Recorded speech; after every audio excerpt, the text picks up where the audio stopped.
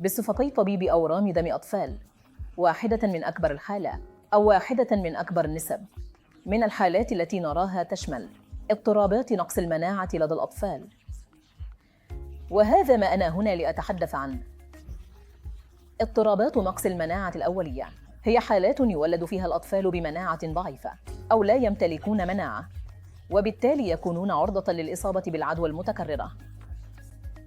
يولد هؤلاء الأطفال بهذه الاضطرابات الجينية، وبالتالي من الولادة يمكن أن يظهر لدى بعضهم عدوى متكررة وعدوى مهددة للحياة بشكل متكرر، وأحياناً عدوى لا تراها في طفل طبيعي مثل رضيع طبيعي. عدوى عميقة على سبيل المثال عدوى في الكبد أو في العضلات، وهي ليست شائعة في الطفل، أو عدوى غير معتادة بمعنى أنها تسببها كائنات غير معتادة. وأحد الأمور المهمة في هذه الحالة هو التاريخ العائلي. إذا كان هناك طفل آخر في العائلة أو شخص آخر في العائلة لديه حالة مشابهة، يمكن أن يشير ذلك إلى نقص مناعي أولي.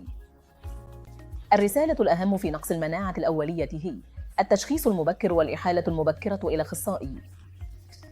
يمكن أن يكون لدى هؤلاء الأطفال معدل وفيات كبير مرتبط بالعدوى المتكررة، وكلما زادت العدوى التي يعانون منها كلما ساءت نتائجهم.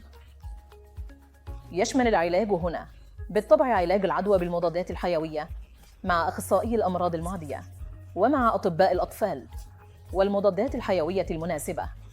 ومع ذلك إذا أردنا تحقيق الشفاء لهؤلاء الأطفال يجب علينا إجراء زراعة نخاع العظم.